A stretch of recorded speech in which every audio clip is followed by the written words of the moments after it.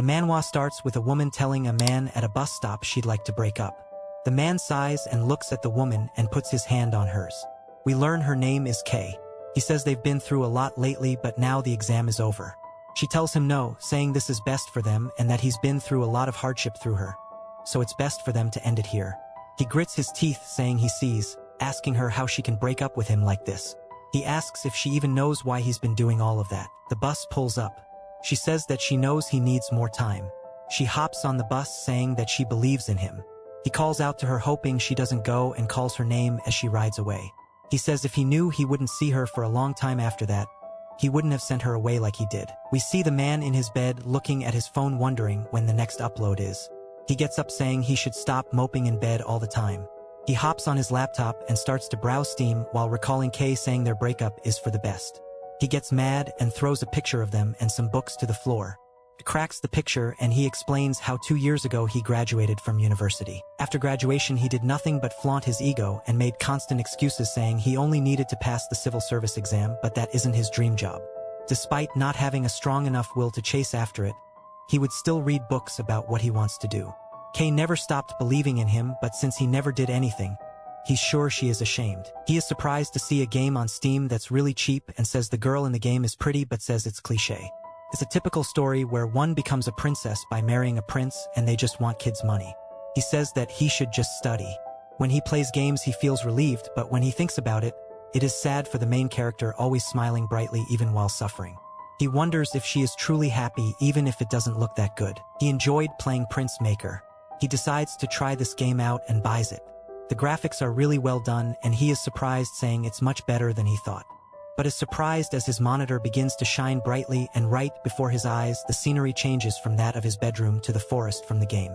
He looks up and a woman calls out to him, saying, "Leo, look, it's a koken and they'll have good fortune after seeing one."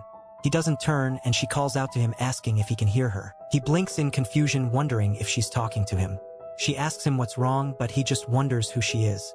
She asks if he's playing a joke on her, and all he can think about is that she looks familiar. A status window appears saying, "Raising Lena has started." He blurts out the name Lena after reading this and starts to wonder if he's inside a game right now. She asks him what's wrong and a window appears saying he's unlocked an achievement and she has a high affinity for him. It cuts to later with a crossbow on a table and him looking in a mirror, still confused, asking if he's truly inside of the game or if he's dreaming. He hears footsteps and turns to see the door open, and Lena says she wants to go pick berries. He says again while she pushes him. We learn that Lena and Leo are childhood friends and that his body remembers the time he spent with her outside. Lena is picking berries, saying letter by letter, not sure what it means. Leo says he's learned a lot from her. The area they live in is called Nemo's Heart. It's the border territory of Gadon inside of the kingdom of Or. It's a world where one's injuries can be healed by priests, and that is what Lena wishes to become. He looks at her sadly and she asks him why he's making that expression. He tells her it's nothing. He thinks to himself he needs to make her a princess. That's the purpose of the game, it's the endgame goal. But he wonders how he is meant to make her a princess when he's in a place where there's not even a lord, yet alone a prince. He angrily picks berries, saying that he needs to find a prince first. She sees his behavioral change and looks like she wants to say something. Later in the day, she is looking out a window, saying it looks like it's going to rain, so she might want to work indoors. Her father asks if she's going to eat and she says she ate earlier and will be going to work soon. Her mother says she should take it easy. Her father says he agrees since she's been out all week, saying she doesn't have to go to the store, right? She freezes up and her lip begins to quiver, but she smiles anyway, saying it's okay. She'll just go sit and listen. She heads over to the store, telling a woman named on that she's here. Lena starts to tie her hair up, asking if the dough has been kneaded yet. She puts on an apron and begins to knead the dough, saying that Leo has been acting strange. He's not usually talkative, but these days he's barely even speaking or smiling. She says it's like he's lost in thought, always spacing out. She looks down at her hands and wonders when they stopped holding hands. She wonders if it's when she said she wanted to be a priest, since priests can't get married, she says. They were so much closer when they were younger. She goes to leave with a basket full of bread when a guy calls out to her, asking if she's done with her work. She wonders why he's always here when she goes to leave. He says he'll walk her home, and she awkwardly thanks him. While they walk, she says that she only goes to church on weekends to study to become a priest, and the rest of her time is spent working. She starts to pray, asking for the God's answer if she can truly become a priest. For them, she walks ahead of the man who calls out to her. She tells him she'll be going ahead, and just thinks about how much she missed Leo. It jumps back to him and he's sighing, saying he's been here for a month now. At first he hoped it was a dream, but now his memories are distant echoes. He wonders if there's even a point in returning when all he has to look forward to is preparing for a boring exam. He wonders if just living here is the better choice. He hears someone inside his house and jolts up to see a hand opening his bedroom door. A hooded man stands before him and stares. Leo wonders who he is but slowly starts to realize. The man is Leo's father. His father says he didn't know he was home and tells him to follow him. Sometime later, his father is praying, saying he wants to offer his prey to Lord Barbos and hopes he accepts it and protects his family. Leo wonders if he's a hunter, and the father tells him to drain the animal. Leo is surprised, asking why he needs to do it. His father turns and glares at him. Leo tries to cover it up by saying it's been so long he forgot how. The father gets close to him, and Leo wonders if he's noticed, but he walks away. Leo sighs out of relief. Then the father says, "First you tie a rope around its legs." Leo does so and is surprised by himself since his body clearly remembers how to do it. His father sighs, thinking he's strange today. Then Lena appears. Leo asks her why she's here, and she asks him to spend some time with her today. He asks if she means right now, and she says yes, she wants to forage for mushrooms. He sees his father hanging the animal and tells her sure, they can go. As they head out into the woods, they sit down but she isn't saying anything. He wonders if everything is okay. Then she asks him if he remembers 10 years ago, the day the priest treated her father, and how that made her want to become a priest to help others. She looks exhausted, saying she's afraid and doesn't want to do it. Leo asks her what's wrong, and she says she wants to continue living like this, spending time with him. He begins to blush, and she asks if he wants her to become a priest or would he rather she didn't. He truthfully doesn't want her to go but thinks it's best that she does. He says he was hoping to find her when he returned from the mountains, that Leo has liked her for a long time. She asks him why he wanted to see her in a teasing manner. She then reaches out to his hand and puts hers on top, this being looking a bit too romantic to put on YouTube. That night, they are heading back to town, and Leo says that it's odd. He feels quite uneasy for some reason. The priest Leslie approaches them, saying he's sure this is what Near wants. Not sure who that is, Leslie says the priests here want to take her to the cathedral. Both of them are surprised. Lena asks why the priest wants her. The woman says that the monk was praising her and they are going to the monastery, asking if she wants to join them and they can recommend her as a priest trainee. Leo watches this, saying he didn't think she'd be able to leave the village but still finds the situation uneasy. If it's a monastery, there will be a castle where the king lives and there will be a prince too, so she might even meet said prince. But he starts to feel conflicted emotions and says since she'd be in training, she might not get to meet anyone. He gave up on making her a princess a long time ago, but with her leaving, maybe this game life would come to an end. He doesn't want to go back to being McLeo yet. Lena is excited, asking if he heard the priest. He forces a smile, thinking she would be happier here but doesn't want to say it. She can tell that he's forcing himself and grabs his hand, which surprises Leo. She tells the priest that she would like to stay here. Father Leslie tells her that this is a rare opportunity to be baptized. Leo says she definitely mentioned it before. To gain divine power, someone with divine power has to instill it into another person. This is called a baptism. When performing one, more than half of one's own divine power evaporates, so they only pick those with outstanding talent. Leo doesn't want her to see the expression he's making. Leslie says it looks like this is a crossroads to determine if she'll become a priest with divine power or a monk without. The important thing is that she dedicates her heart to God, so surely she'll think about it more. She looks troubled, and the female priest says they'll be leaving early tomorrow morning, if she changes her mind, to come find her by then. Then she and the man walk off, leaving Lena and Leo standing there. Leo deep in thought, Lena calls out to him saying she isn't going, that she is happy here with him and that's enough for her. Leo starts to feel guilty for holding her back since he wants to live a comfortable life, and hugs her. Even though he understands he is being selfish, he tells her he'll make her happy for the rest of her life and that he will absolutely make sure she doesn't regret her decision. She hugs him back saying she won't. That night, Leo is explaining to his father that he is planning to marry Lena at the end of the fall harvest.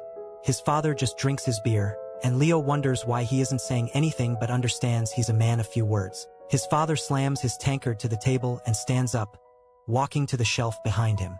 He throws a bag at Leo, saying it's the money he saved up from selling jerky and leather, and to use it for his wedding funds. Leo goes to ask him since when, but sees his father drinking and decides to just accept it, and smiles warmly at him. It cuts to the end of fall with a bell ringing. We see Leo standing at the altar while Lena begins to walk down the aisle while holding a bouquet of flowers. Everyone tells her how pretty she looks. Leslie tells her he has a gift for her and she feels sorry for turning his offer down, but he doesn't mind it and hands her a book saying that he hopes God is always with her. She begins to cry and he does too, asking her why she is. Leo is happy and she tells Leslie she is grateful. Leo calls her name, stretching his hand out, and she puts her worn-out hand on his. The priest then begins to commence their wedding ceremony, saying to bless the path for these two. Everyone begins to clap. The priest then says he now wants to announce the birth of this couple to God. Lena jumps at him saying she loves him, and he goes to say it back, but the world begins to distort saying Lena got married, and she pauses in the air. Her and everyone else begin to fade out, leaving him in an empty room with nothing but his tears. He lets out an anguished scream calling for Lena as a message appears thanking him for playing the game. And we see Lena in her wedding outfit in the sky above him as he changes from Leo back to Mio. He's unlocked the childhood friend demo and learned that Leo and Lena both lived happily and had a son and daughter together. Mino wonders what the hell is going on, saying that he is Leo. There's no way that this is some game, wondering who is manipulating his life like this. He tells her that he misses her while chasing after the portrait only for it to disappear, leaving him with darkness. And it suddenly hits him. He starts to recall Kay and tears begin to flow as he says he loves Kay but remembers Lena and begins to feel his stomach twist. He says he has to get out of here now but wonders how. A message appears saying he's failed to clear the game, even though they lived happily ever after. The goal wasn't reached, but due to Leo becoming a hunter, some of his hunting ability will be inherited and it's time for New Game Plus. His heart sinks upon seeing this and he screams saying, "This is," but his screams are in vain as he begins to float into nothingness, his consciousness fading out. He screams, "No!" He is brought to a snowy mountain and slowly opens his eyes as he looks around and then hears his name being called. He starts to feel happy wondering if he's back to being Leo and he calls out to Lena and she said his name first asking why is he staring so hard asking if he wants to get hit. Leo's head begins to hurt and he wonders why he is acting as Leo again. He looks down at his hand and gets smacked on the head by Lena. He looks up at her and she asks him why he's been spacing out. He says it's Lena but not the one that he knows and looks around seeing that it's not even the same town and that this is a whole different experience from the first. In the game called Prince Maker, you could choose your father's occupation, one of them being a retired knight. The starting points change depending on the occupation you choose. The current Leo lives in the Aston Kingdom, one of the 7 kingdoms on the continent. Feudalism and the tribal system coexist here with the tribal chief and lord governing the castle together. The Lena Inner in this scenario is the daughter of Dahorman, the great warrior of the Inner tribe, and this Leo is Leo Dexter, the eldest son of a renowned knight family. Although the situation is entirely different from the previous one, the only consolation is that it's in the same world and same continent. He is one country over from Demo's village. He says it proved that it isn't a ruined game with a shattered worldview and the capital of the Holy Kingdom is quite far away. Lena enters ask where Leo is. He quickly puts the books back on the shelf asking why she is here. She says he's been strange recently asking why he is obsessed with books. He says he's thinking of going on a trip and he was wondering what he would do if he didn't become a knight. Lena says that isn't an option as they will both definitely become knights. Then she grabs his hand saying it's time to go train. This scenario's Lena is hella focused on being a knight. We see them in the training area. Leo charges in with an attack but she blocks it but realizes it's heavier than she thought so creates distance. Leo gets his ankle hit by a sword as his father yells at him asking what he's doing with his feet saying he's doing useless things. He keeps hitting him saying to lock in and get it together. He drops his practice sword saying that's enough for the day. Lena squats beside Leo asking what's wrong with him today, asking why he's being beaten up alone. She points out how he didn't do his specialty today and demonstrates it. He quickly does it perfectly saying it's like this and she is just even more confused now why he didn't do it earlier. That night at Lena's family dinner, her father is walking to Leo's asking what he means by his son swinging the sword strangely. He says it's as if he's completely forgotten how to swing it. Lena's dad laughs saying it's only natural to want to swing it around as you please occasionally and tells Leo's dad that he's making his future son-in-law lose heart, handing Leo a drink. Leo is confused and says pardon.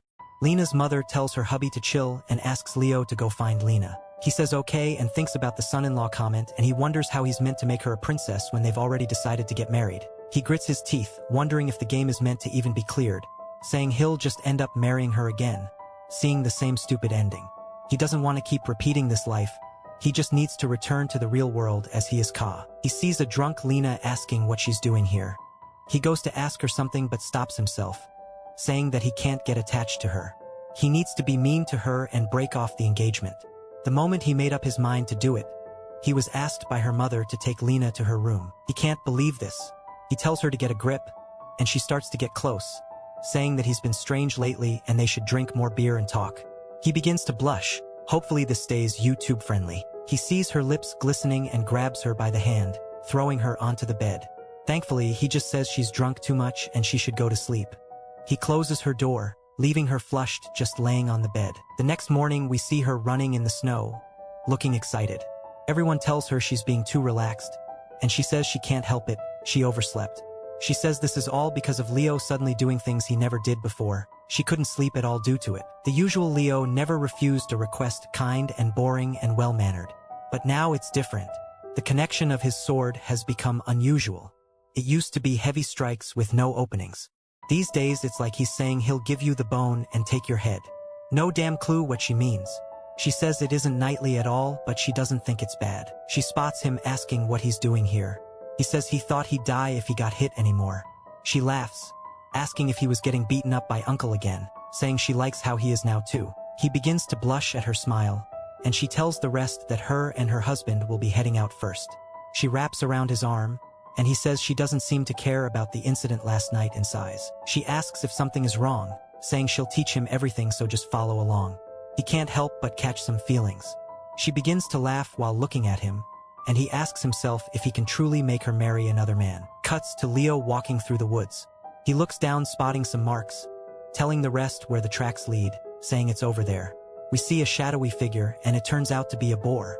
It begins to charge at the group. The two in the front both strike towards the boar, absolutely mogging this thing. We see it full of spears laying on the floor in front of the group. It's actually pretty chunky. Lena's dad starts to laugh, saying his son-in-law is excellent. NLL sucks at hunting, but his son is great. Lena asks him if he's ever hunted and why he's so good at it. He tries to think of an excuse. He says it's been a few weeks since the year passed and they became of age. They ended up joining a party led by Dahorman thanks to the hunting basics he learned from the last scenario. So it wasn't difficult to adjust. Lena says it's time for her to shine. They start to walk off and get told not to stray too far. While walking through the forest, Leo sees some pretty flowers. He calls out to Lena, then hits her in the face with a snowball, catching her off guard. She starts to get embarrassed, saying that he's so dead, but he laughs until she pegs him in the head with one back, telling him to try and do it again. Then throws one, saying to dodge this. He blocks them with his arm. He tells her to wait, and we see him defeated on the floor. She asks if he surrenders, stretching her hand out, and he says yes, taking it. The mood starts to turn pretty nice for them both. Then she drops him, causing him to fall into the snow. She asks him what's the deal with these, as we see giant tracks leading off a cliff. She says something must be down there. He tells her to hold on a minute. He says that the tracks are going downward, yet there's little trace of weight. So it's either an animal who has a smaller body proportional to its clown feet, or it's a very dangerous animal. She said it would be better to go and check it out. He says it could be dangerous, so it'd be better to go and report it first. He says it won't be too late for them to come back with people.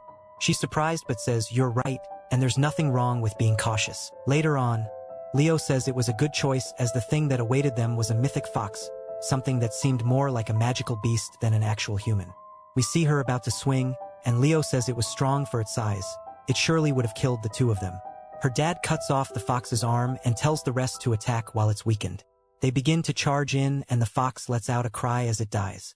They all go wild and cheer. Leo wonders why he and Lena found it first, saying that it must have been an event, but just what was the point of it? Later on, the snow is beginning to melt away while they are all sitting in an office.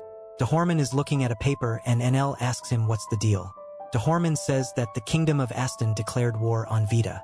NL says the royal family has always coveted Vita's fertile land. Dahorman says that the Holy Kingdom declared that they wouldn't participate in the war, and they'll need to get troops from Fort Aal.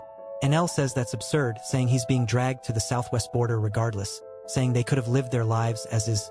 Why are they being forced into war? Leo wonders what will happen to Lena, and Dahorman looks sad, saying that Lena is going to take part in this war. Leo is surprised and Lena looks afraid, but she smiles brightly, saying of course. She's the daughter of a warlord, so she'll be needed. She says it's great and that Leo's experience in the war will help him on his path to knighthood. Her mother starts to cry and Lena says it's all right. This is the right thing to do as a warrior. She says she knows, but Leo says that he remembers the time when they went hunting during the fox event. What if Lena got injured while dealing with the fox? She wouldn't have been able to participate in the war. But just because he knew about it beforehand wouldn't have made him choose a different option. We see her family warmly holding each other. Leo is angry, saying is there really no choice but to see her leave for war? Later we see Anel reading a book and Leo calls out to him, saying that he too plans to join the war. He will join Lena since he wants to become a knight. Anel slams the book saying he refuses to allow it. Leo says his body swordsmanship is far from stable. No, rather he's become more short-sighted / excited than before. Anel says him going to war right now is suicide. Leo says that isn't the case. Anel yells at him asking why he thinks he knows what is going to happen during war. Leo tries to calm him down, but Anel says that if he continues to spout nonsense he is going to break his legs. And if he understands then to get out. Leo tries to say that Lena is in the war, but Anel forces him out and starts to look frustrated while sitting down. Leo looks like he's made his mind up about joining later. Leo says his father wasn't kidding about breaking his legs. We see him get thrown across the study and Nal is beating his legs, asking if he thought he'd not find out about the secret application. Leo grunts from the beating and walks away with a limp, his eyes tired. He says he couldn't find any other way.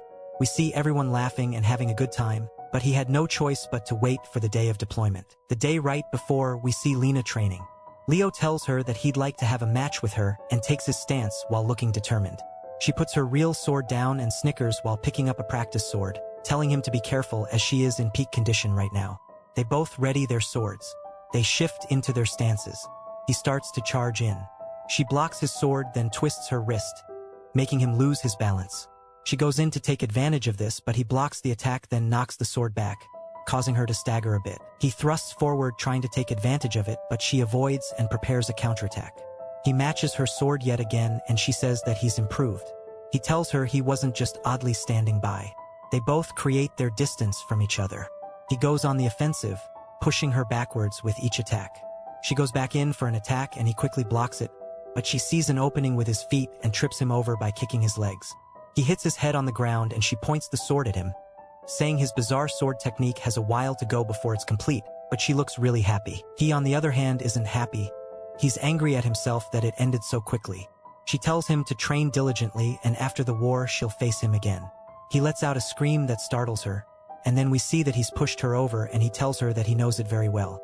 She is surprised and confused but sees that he looks really sad. She smiles and calls him stupid while putting her hand on his face. She puts her hands around him saying she'll return safely, so just keep practicing, and pulls him in for a kiss. I like this, Lena. Leo starts to hold back his tears and accepts the fact he is attached. Later on, inside of a bedroom, we see his clothes on the floor and he reaches over, but Lena isn't in the bed anymore. He quickly gets dressed and runs out of the room calling for her, only to find her eating with her dad. Now they are left with awkward silence. Dahorman starts to laugh, saying they are messing around as an unmarried couple, asking if he wants him to smash her legs. Lena sighs, saying it'd be unfair to break the legs of someone going to war. Lena tells him to join them with breakfast. Later in the day, everyone is preparing to depart for war. Lena's mother tells her to take care and Dahorman laughs, telling her to kill them all. She tells her father to remain healthy. He lets out a sigh while Enel comforts him. Lena walks up to Leo and they both look at each other. She tells him she'll be back later, but he cuts her off with a giant hug, telling her to please stay safe and not to get hurt. She tells him not to worry and she'll return as a knight. The troops start to beat their drums and a man blows a horn, sending off their troops to war. Everyone watches, Leo's eyes full of regret as they leave the gate. Sometime later, we see Leo did nothing but desperately swing his sword. He was acknowledged by his father and he plans to pursue Lena. But after the seasons changed and the flowers bloomed, he was absolutely devastated. He drops his sword as the world begins to distort out around him as a notification says that Lena has died. We see her portrait showing her in the battle. The golden light surrounds a solemn figure greeted with a message thanking him for playing the game. Leo grips his chest full of anger. It shows both of their jobs and marital status and how she died an honorable death. He fades back to Msio and wonders if it was all in vain. He reads more, saying how Lena died against a girl named Katrina and how Leo eventually died protecting the castle and never got married. Mino falls to the floor saying that he's so pathetic for being unable to do anything. Mino wonders if Leo died early because he couldn't live with a shame or without Lena. He starts to feel the urge to vomit and covers his mouth. He failed to clear, but it wasn't futile as he has inherited Leo's swordsmanship. Mino looks hopeful, saying maybe the next time will be better with his hunting and swordsmanship skills. He wonders if he can make a goal where he has so many skills he can just crush everything. Yet again he has restarted in an unfamiliar environment, this time in a younger boy in an alleyway somewhere in the slums. He starts to feel uneasy. We hear a voice call out to him and calls him brother. He looks down to see a malnourished Lena saying that she is hungry. He says this Leo is different compared to the others, but he wonders why this Leo left Lena in such a miserable state. She says, "Brother, I am thirsty." He realizes they are siblings this time and says she is in a horrible state and if she stays like this she'll die. We see the bustling city street and he says this time they are leaving as beggars. He exits the alley to a stall of food and begins to go crazy with hunger. The stall owner sees him and says he doesn't want to see a beggar and begins to walk forward with a bat in his hand and tells him to leave while he is being nice. Leo says he wasn't trying to steal and the man tells him to get lost. Leo asks if he can please give him some food and he will repay him. The man starts to swing his bat saying to get lost. He goes to hit Leo, who says if he leaves he and Lena will both die. But the man realizes he was about to accept the hit and finds it impressive. Leo asks if they can just hand him parts that aren't suitable, such as the heads or feet. The guy says that if he does, then he'll get chewed out for raising beggars. Leo says he knows it's unreasonable to be a beggar and he apologizes, but they are about to starve to death. He has a sister to feed. The man sighs, telling him to wait there. Then we see them both eating scraps. Leo sighs out of relief, saying they filled their stomachs somehow, but it'd be nice to have water to drink. It's a large city, so there should be a river nearby, he says. He asks Lena if she knows where one is and looks lost as hell. You must have no idea, he mutters, then spots a puddle on the street. If we drink this liquid ass, we'll definitely get sick. He looks at his necklace, wondering what it is. He sees that Lena has one like this too and says it must be important. She calls out to him, saying it's time to go home since it's getting dark. He finds it weird. They have no food or water, but they have a home. He asks her to guide him, and she smiles warmly at him, saying that she'll show him. We see behind a building there is a grody-looking hut. He wonders why they're living in a place like this. If the property owner knew of this, they'd kick them out. She tells him to quickly come in. I'm tired and I'll sleep first, she says. He tells her she needs to wash before sleeping, at least. It breaks my heart to see you like this, he says, but stops himself. But I don't know anything. He realizes something. She looks up at him and asks what's wrong.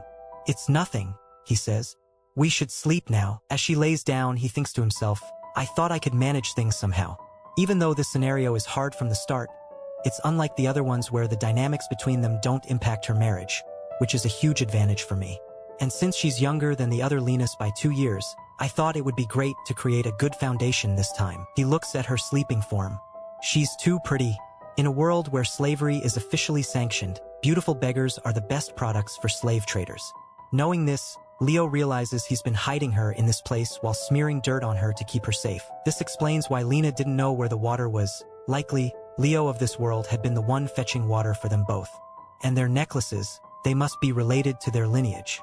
Anyone who's played games would know that it's a really common cliché, the secret of one's birth and their striking appearance. The plotline where Lena defeats her enemies, reclaiming her rightful place on the throne, Succession. This is the one with the clearest ending. It's a story that focuses on the latter half. If only I were stronger, he whispers before falling asleep. We see a flashback when they were younger playing hide and seek. He found her behind a curtain and lifted her into the air. Lena thinks about their past as she wakes before dawn. You're up quite early today, Leo remarks. I woke up earlier, she replies. Did you drink water? Yes, and the other one is yours. You didn't even drink half of it, he chides. Drink more, but it's yours. It was originally yours. She eventually agrees and begins drinking. You must be hungry, he says.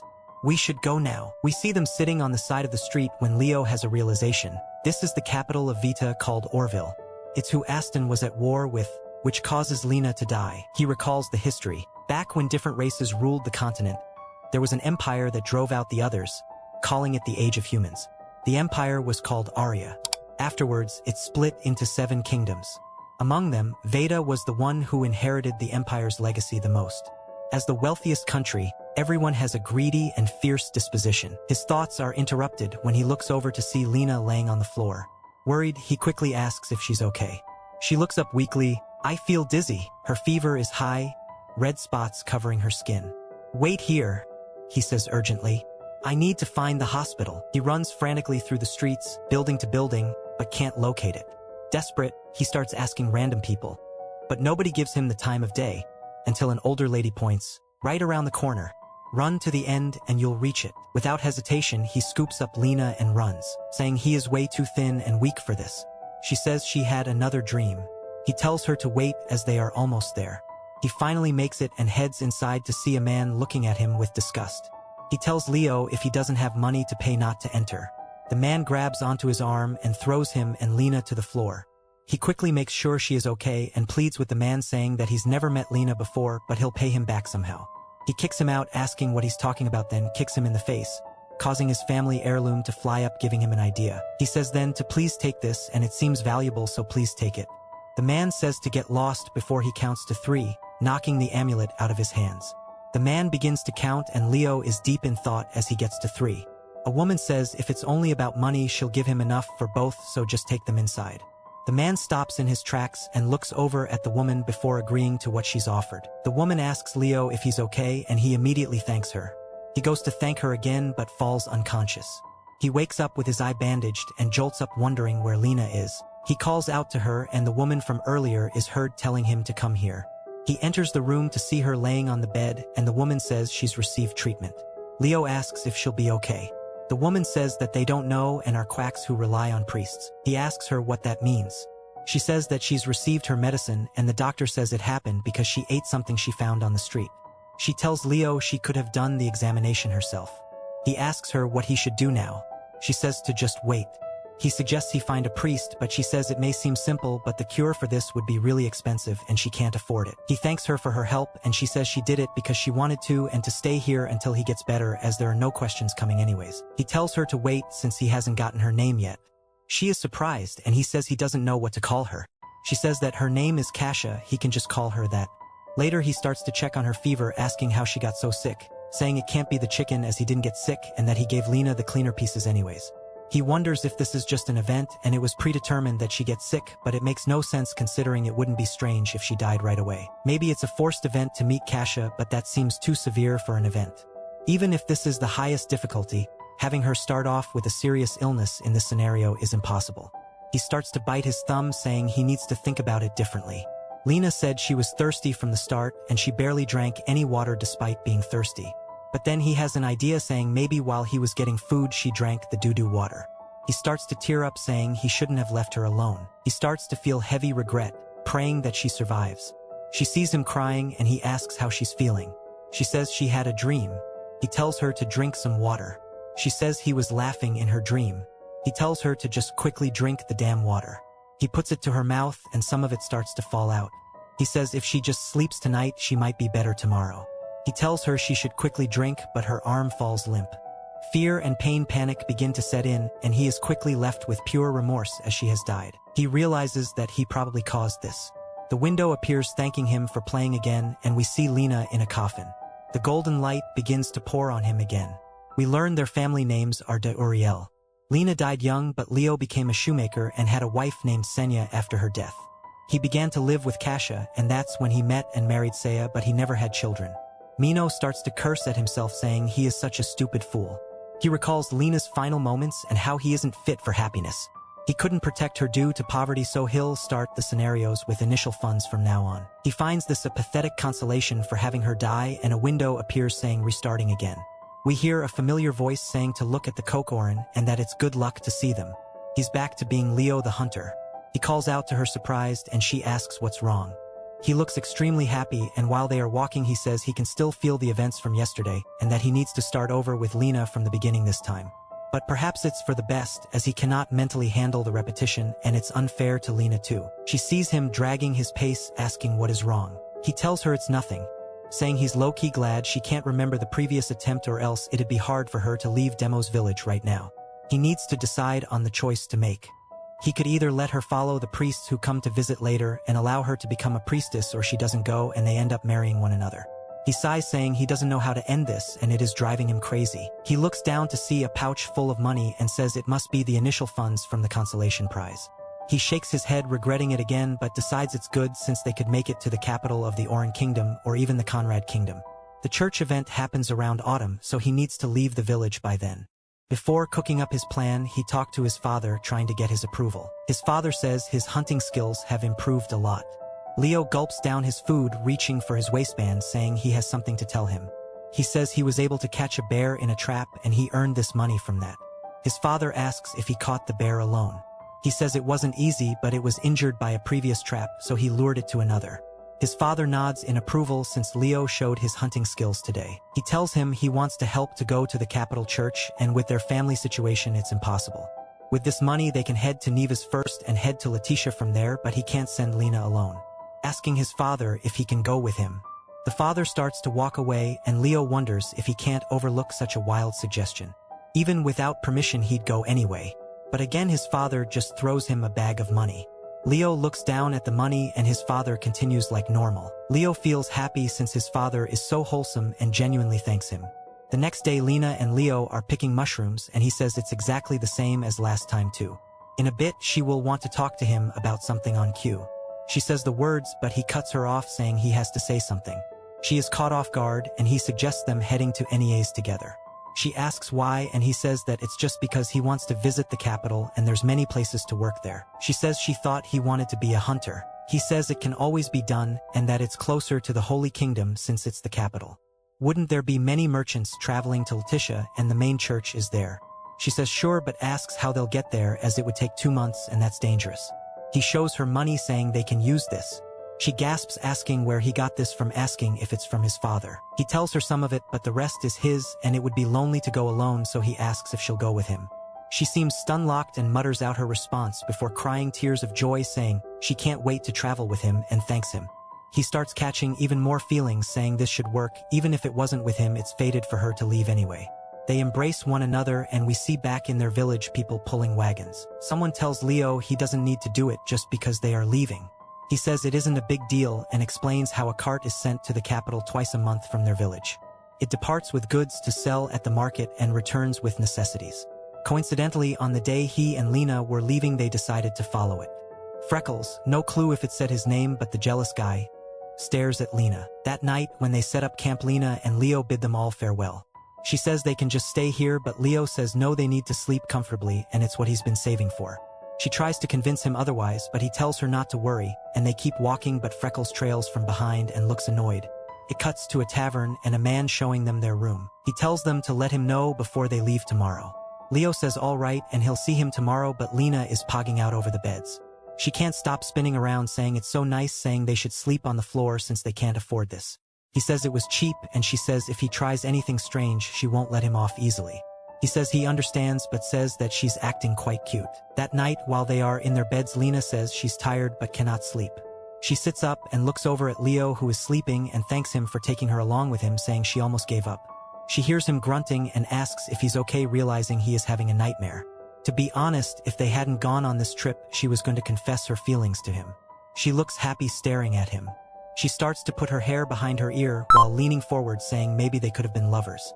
While giving him a kiss, she quickly opens her eyes, realizing what she's just done, and apologizes to her God for doing that. She lets out a quick sigh since he's still asleep and gets back into bed, saying she's sorry again.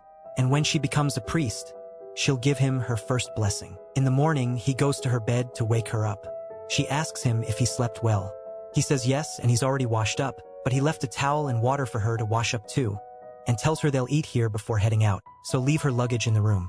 She says okay, and he heads out too. Some of the villagers who set up ask if he slept well. He waves to them and sees Freckles, saying he must have slept here. He isn't the brightest. We learn his name is Hans. Leo asks if he sold everything. He says yes, they sold quickly. He asks him if he's eaten yet. Leo says no and he's going to eat in a bit. Hans says he'll join him. Leo says sure. He guesses it's fine since he has no reason to refuse it. Anyways, he's heard rumors that Hans isn't working and is just mooching, but he recalls how he lived as Mino, saying he can't really judge him. Hans says he has a question for him, then asks him in a menacing tone if he slept with Lena. Leo stops walking, saying this was his real reason for tailing along. He wonders what the real Leo would have done and tells him he just fell asleep. Hans laughs at him, asking if he's okay mentally. Leo goes to clap back, but Lena appears. Leo asks if she's ready, and she says yes, asking if Hans is joining them. He says sure, and they'll go eat together. Hans says if they are going to the king's castle, they are heading in the wrong direction. They need to go much longer if they keep going the way they plan. Leo says there's no choice. If they were with a caravan, it would be fine, but they aren't. Hans mocks him, saying he is clueless. And if there is a market, there are caravans, and there's quite a few of them heading west from here. He asks Leo if he should introduce him to them. Leo is surprised, asking if he knows anyone. Hans smugly says he is good at this. Leo asks if they can leave today, and Hans says they'll find out if they go ask, so just follow him. As they do, Hans waves to someone who recognizes him. The man asks Hans if his goods sold well.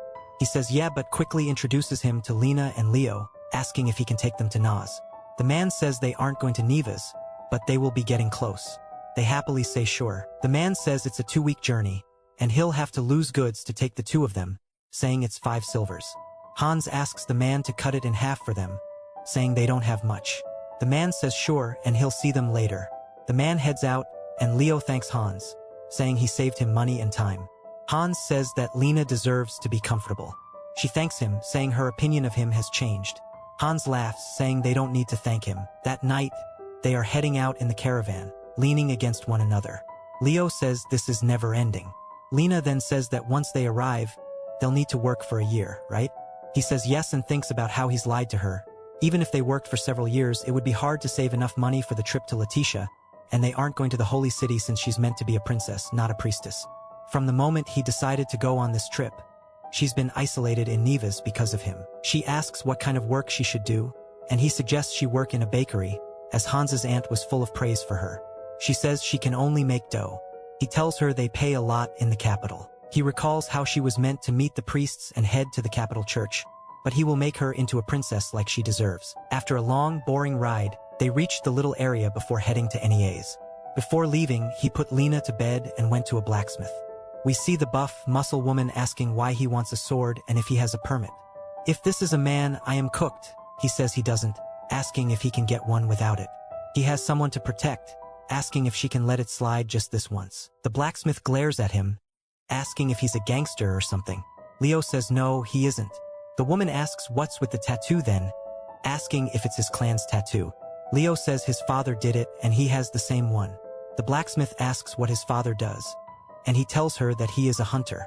The blacksmith says if he really isn't a local gangster, then to follow her to the back. We see swords hanging up above the fire pit, and she tells Leo to go ahead and pick one.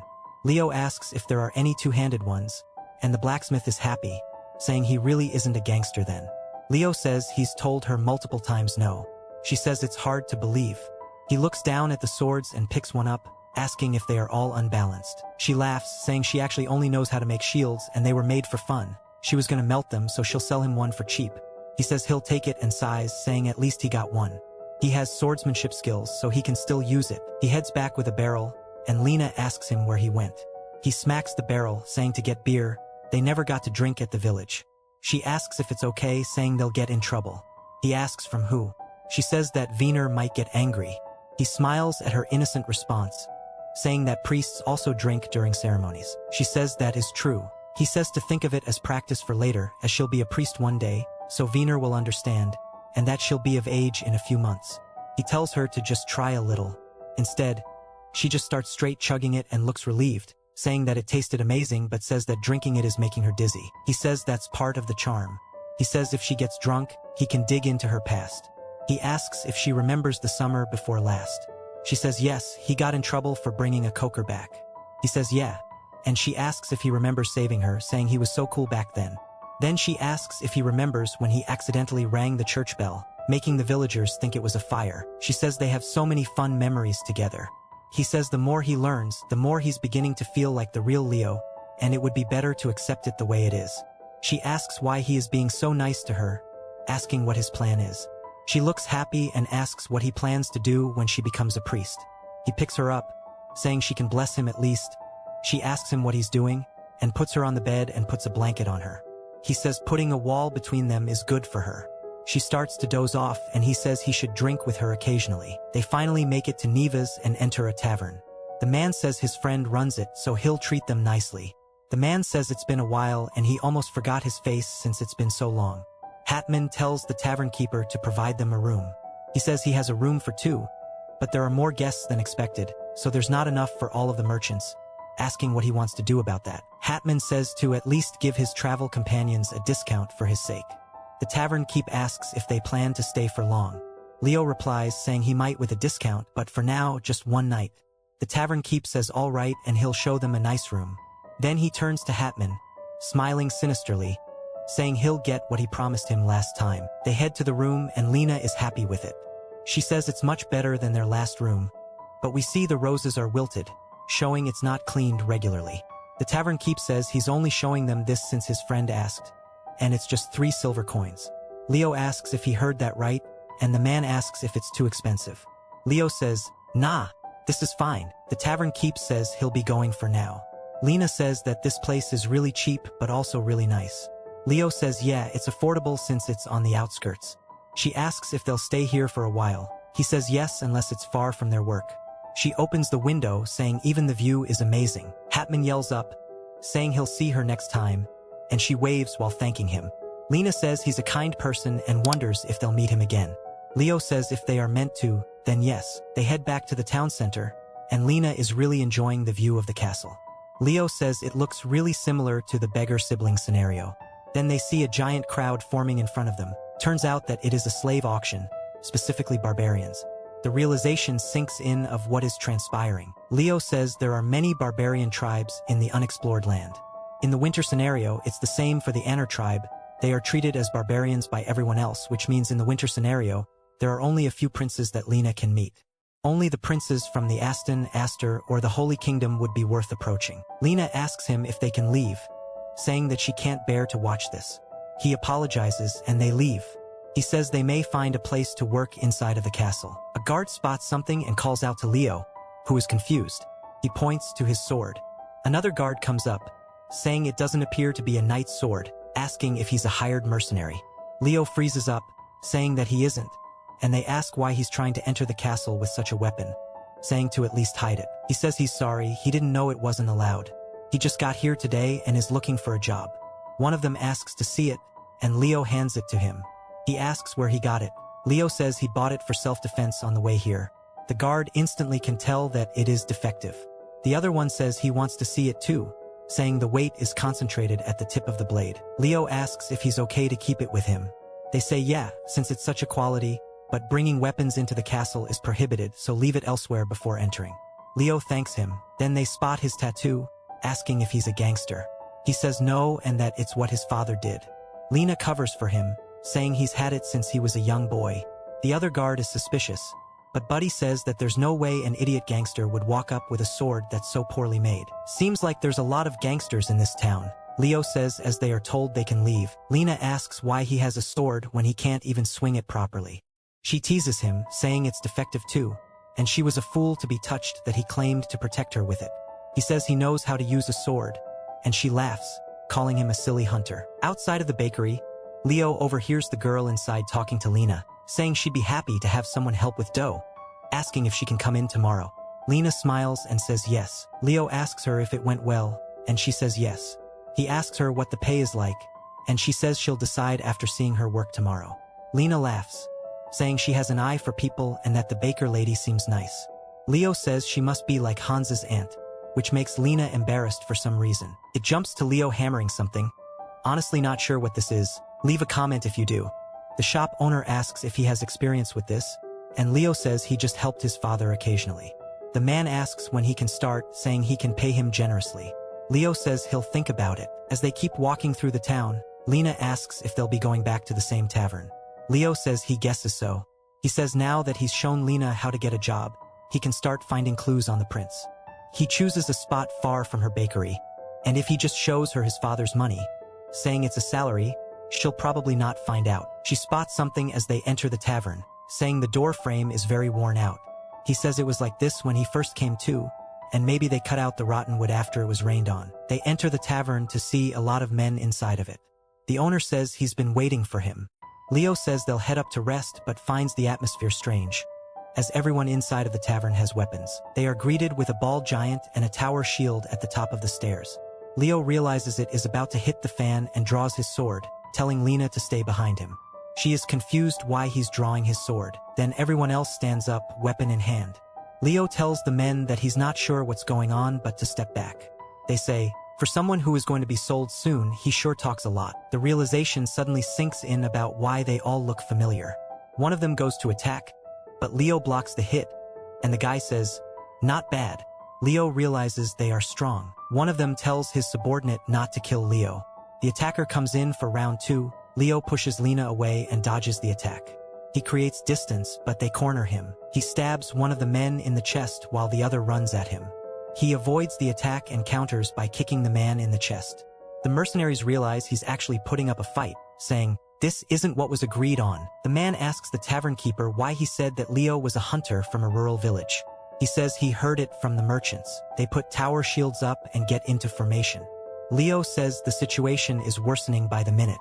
He hits their shield wall, knocking the men to the floor, and tells Lena now is their chance to run. But a flying dagger comes in, piercing his leg. He drops to his knees and pulls it out, gushing blood everywhere. Lena tells him to run while Baldo stands behind him. He smacks Leo on the back of the head, and Lena lets out a blood-curdling scream. While Leo is on the floor, they charge at him. Lena yells to alert him, it works, and he leaps backward but is clearly having trouble standing.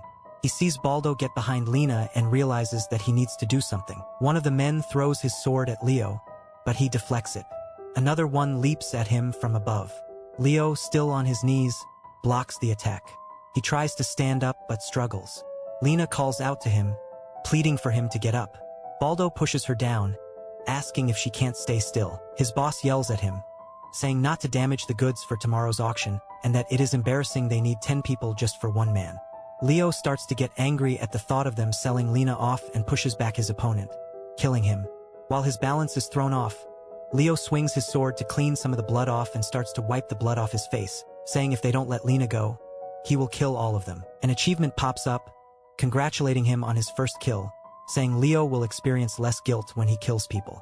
Everyone else gets tense and freezes up a little but ultimately decides to just charge at him together. Leo leaps into the air, deflecting one of their attacks, but being in the air leaves him vulnerable to a follow-up. The man cuts him and laughs. Leo realizes the longer it goes on, the worse it'll be, but gets kicked in the chest and gets sent sliding backward. The henchman's boss says that's good and not to let their guards down. Leo says he can barely avoid attacks while using swordsmanship.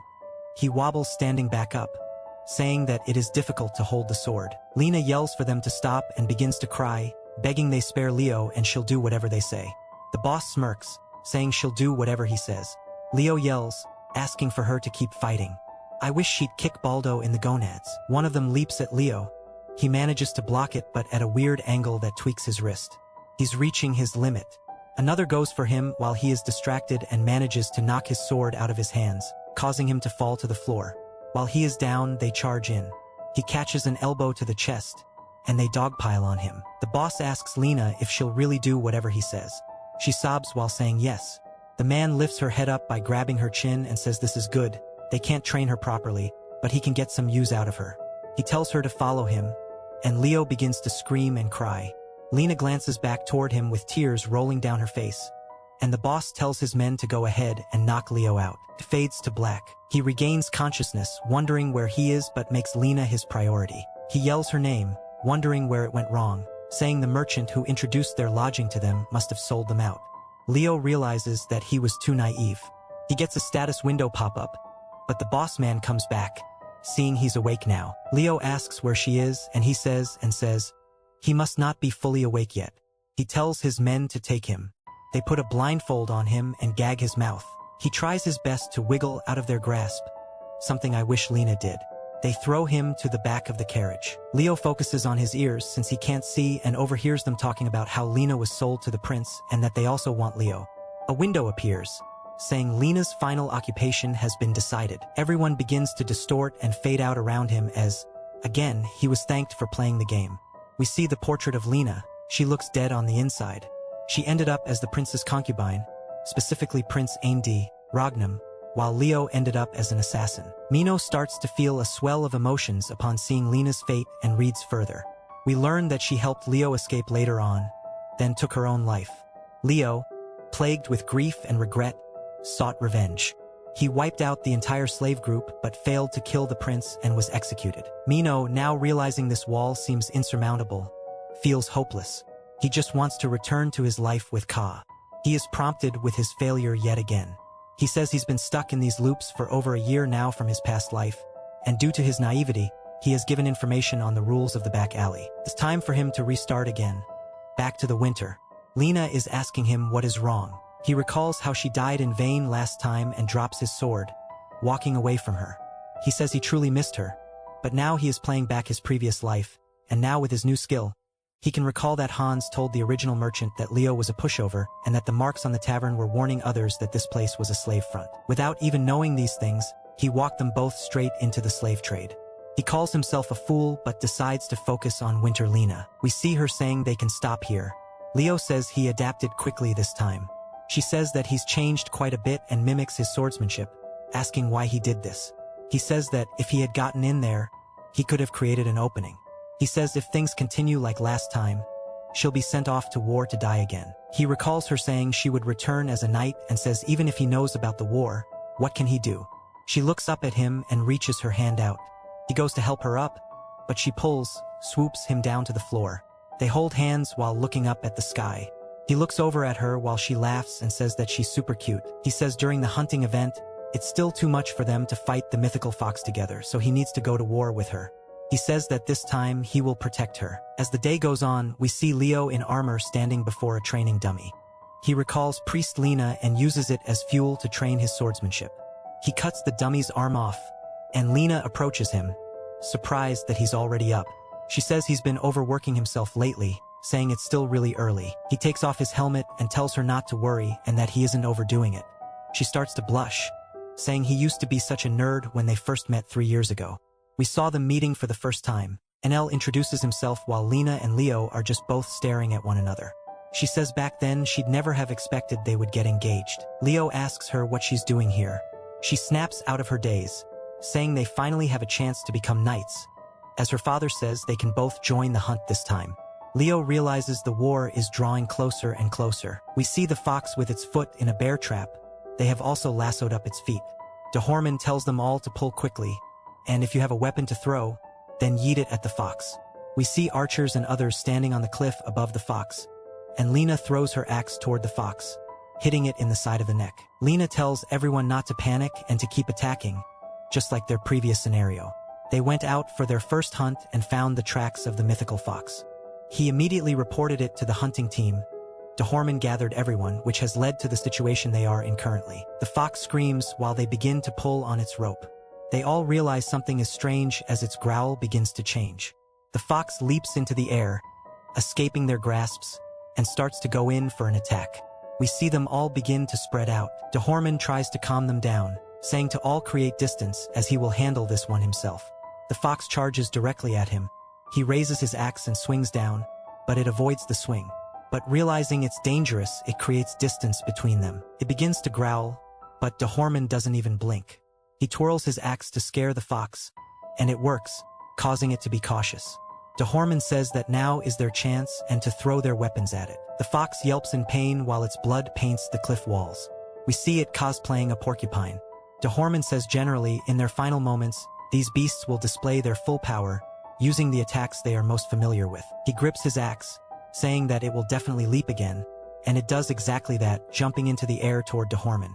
He stands his ground, swinging his axe upward, splitting the fox straight down the middle with one clean strike. He puts his axe down and starts to let out a roar of a laugh. Lena jumps on his back, saying that Dad is the best. Leo wonders if her participation in the war is truly inevitable. It cuts to him talking to his father, saying he would like to join the war. His father looks up from his book to see that Leo is resolved and tells him, "Okay." Leo goes to plead but realizes he said, "Sure." Leo realizes his reaction is different from before and thanks him for understanding. He wonders if it's because he's been training diligently. He tells his dad he'll head back to training, but he tells him to wait, asking him if he knows how the troops function. He begins to explain to Leo how the troops operate in each of their roles in the unit. The military in this world operates with basic units of 10 soldiers, and their style resembles modern guerrilla tactics because if there are 100 soldiers in one spot, they can just get wiped out by some wizards, so they split to avoid bottlenecking. Leo asks his father if he wants to join the war too, but he says he's sick and tired of killing others. If someone invaded their kingdom, he'd gladly fight as a knight, but going to war is a different story. He asks if he's heard about his time in the 9-Day War. Leo says yes, saying it's where his father earned his title. He says yes, he was appointed the youngest knight and he was excited about it, but that excitement didn't last for long. In the past, there was a civil war in the kingdom of Aster, which used to be a single kingdom. The young king who just ascended the throne died, and since there was no heir, the two brothers to the late king emerged, both trying to be the king. This led to the most brutal war in their history, the 9-Day War. For 3 years, they killed each other, not sure why it's called the 9-Day War, but the two brothers were assassinated by their sons, and the sons themselves made a pact. The kingdom of Aster established itself in the northern part of the continent.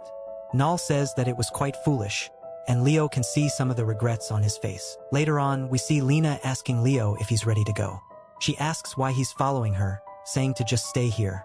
He asks if she doesn't want him to go, and she says that she doesn't. Lena asks what if he follows her and just dies a meaningless death, as she'd be left as a widow. Leo laughs and seems happy.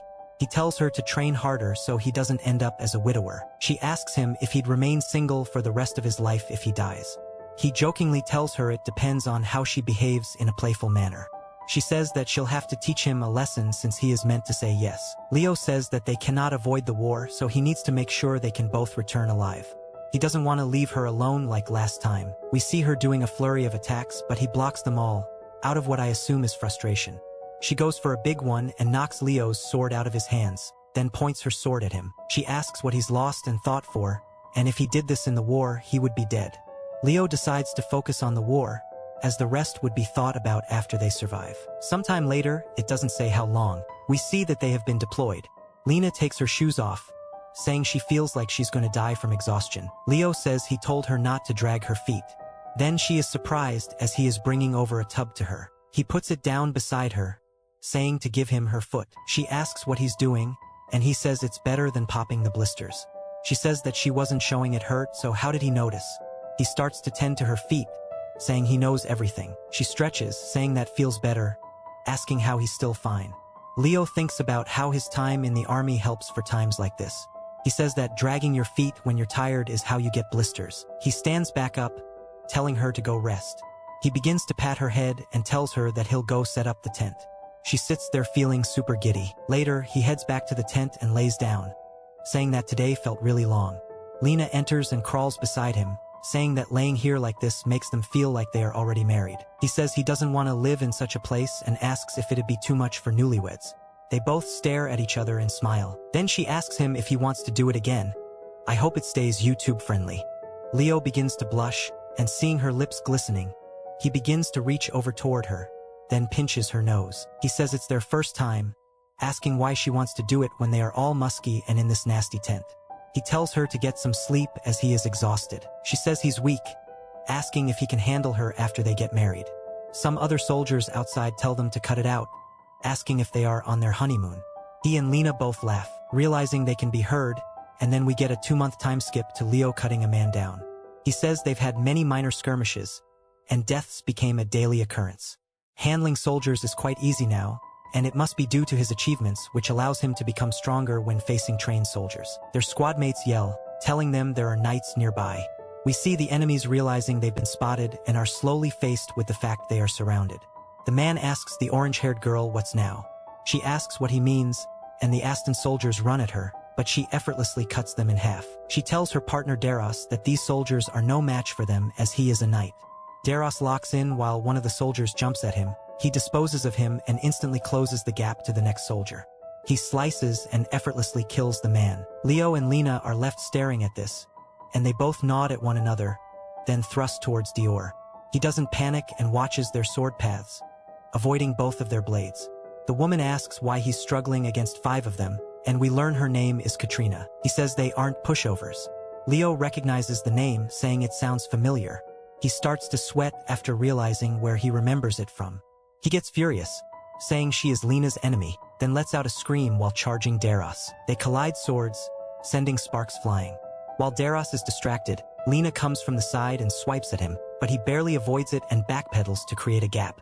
Reinforcements arrive, saying, "There they are," and we see their group of 8 running in. Katrina clicks her tongue and tells Daros to stop fooling around. He tells her that he isn't joking and starts talking, but a random soldier thinks it's a chance and grips his sword. He runs in, trying to attack Daros, who doesn't panic and quickly slashes the man. Leo says that now is the chance and slashes at Daros, cutting his thigh. Daros doesn't falter, retaliating with an attack. Lena rushes in to aid Leo, piercing Daros's chest with her sword. He kicks her away from him, and his wound begins to pour blood. His momentary distraction was all Leo needed as he leaps at him, piercing his chest too, pinning him to the floor. Leo is gassed out, and a window appears saying he's killed a knight and now he's stronger when facing one. He says knights are no joke, and it took 5 of them to barely even kill one. Katrina is still fighting and has killed multiple soldiers. She wonders how Daros is doing and looks over to see his lifeless body. She gets pissed and leaps towards the remaining soldiers. One of them tries to block her, but he gets split like a log. She quickly pushes 2 more in the back, but again with no effort. She slices them both in half with her blood-drenched sword. She stabs one of the soldiers' corpses. Leo asks her if she is Katrina. She ties up her hair and spits, says yes, asking how he knows her name. Leo says when Lena died, it was around this period. He's surprised he is face to face with Lena's killer. She asks if it was him or Lena who killed Daros. Leo says it was him and charges in, clashing swords with her. It cuts to world building and how mana is meant to be a blessing from the gods, present all over the world. Theoretically, given time, anyone can absorb it, becoming an expert, but in reality, most people reach a very old age before becoming an expert, so one must have the talent to quickly absorb mana. Katrina says it's strange. She knocks his sword away, saying that Leo's swordsmanship is low-key ass, but his battle experience is nuts, and he's an expert at a young age. He goes in for an attack, which she sidesteps. She realizes there must be a reason why Daros lost, saying if she isn't careful, she might die here. She decides to create distance. Leo says he can already feel the effect of the achievement. Katrina says he's good for a soldier, but time isn't on his side as she will face him with all of her strength now. She quickly charges in, and they exchange a heavy blow, then begin to each stand their ground, going blow for blow. 8 total clashes go by until she spots him lower his sword, saying this is an opening, and leaps forward. But another slash comes from her side as Lena is here to help Leo. Katrina avoids it, but neither Lena nor Leo give up on their attacks. Katrina is handling both of their attacks. She says she needs to get Daros's body, but neither of them give her a chance to even relax, as when one attacks, the other quickly follows it up. Katrina is slowly looking tired but goes for an attack on Lena, who blocks it. But she says that she is definitely the weaker of the two. Hard to tell exactly, but I believe Katrina feints a kick to make Lena block, but plants her foot and uses it to thrust her sword forward. Lena tries to block but is too slow as her arm gets severed right in front of Leo's eyes. He screams, calling out to her, but Lena is tenacious and charges in with her shoulder. She hits Katrina and lands atop her. Leo quickly runs over and holds her down, grabbing her blade and pushing it to the floor. He tells Lena not to miss the chance. She raises her sword and stabs down into Katrina's chest. Katrina grips her sword tightly, but it was just as a candle flickering violently before fading out as her body loses life. Leo and Lena are both gassed out, but Lena tells Leo that they got it, and now they are officially knights. But she falls over, and he screams her name. 2 weeks later, we see both Lena and Leo bandaged up. Because the church opposed the war, they could not get a priest's healing. Lena asks why, of all fingers, he had to have lost his thumb. He says even now, she's more worried about him. He asks her how she is. She says she's feeling better now, but she is awkwardly fidgeting around. Leo says the prince is meant to be coming. She says that's good and asks if he's going back now. He says he's requested to go home. She says that she also wants to go home. A man calls out to the both of them, saying that the administrative officer is calling for them. They both show up in the office, and the man says surely they heard about the prince. After the parade tomorrow, they plan to give out rewards, and he's recommending the two of them. Leo thanks the man, but Lena looks like she has another opinion. The man then tells him that only Leo will go up on stage. Leo asks why, and the man coughs, saying morale will suffer if a soldier with a severed arm goes up. Leo shouts, saying it was thanks to her that they killed the 2 knights. If she can't receive hers, he doesn't want his either. She realizes how serious he is, but tells him that it's okay. The man says they recognize both of their achievements, but Leo puts his hand on Lena's shoulder and walks her out. The man yells, but Leo doesn't care. Later on, we hear the trumpets blaring as the prince, Arnold DeClaws, has arrived. Everyone bows as he walks along his red carpet, including both Leo and Lena. Leo gets an achievement for meeting a prince, garnering slight favor from all princes. This slight favor goes for anyone serving the Claw family, along with the prince himself, of course. Arnold steps up the podium and looks down at the soldiers, saying that the royal family won't forget their sacrifices and that it's time to hand out rewards. Lena bumps Leo to go, and he starts to walk down the carpet. Arnold raises his sword and begins to put his sword on Leo's shoulders, saying he has now given him knighthood. Everyone starts to cheer him on, and Lena also looks happy but sad she can't be standing with him. Later, when they are heading out, she says when they get back, she wants to pick up cooking. Leo asks why she says that. She wants to open a small shop for simple meals with drinks on the side. He laughs, saying knowing her, she'll give tons of drinks out but not much food. He says surely she'll let him eat for free, and she says, of course, everything is free for friends. He is caught off by the friend's comment but carries on, saying she'll be bankrupt in less than a month if she does that. She says that's not true, and with the money she's received for the reward, it's okay if she fails a few times. He laughs at her comment. Then they finally return home. We see her parents, and Lena calls out to them. They run over to her. She runs at them too, and they all hug each other while crying. Leo's father stands before him and gives him a look of approval but also worry. He grabs onto Leo's hand and sees his missing thumb, giving him a hug afterward. Despite the victory, they returned as if they had lost. Later, at the training area, Lena takes a sword, asking if she should try using only one hand. Leo smiles, saying yes, and he was thinking of using a sword and shield too, asking if she wants to give it a try. She scoffs, saying that she'd be at a disadvantage, and to make it fair, they can't use shields. He smiles, seeing her semi-back to her usual self, and they take their stances like usual when they practice. She charges in and swings. Leo blocks it. They both go for a follow-up attack, clashing their swords against each other, but he easily overpowers her sword. He calls out to her. She seems frustrated and swings with her full power but again just gets knocked back by Leo. She starts to shake and break down. He calls out to her, then drops his sword to embrace her. She looks up, tears streaming down her face. He tells her that he wants to get married. She is shocked by this but quickly turns to run away.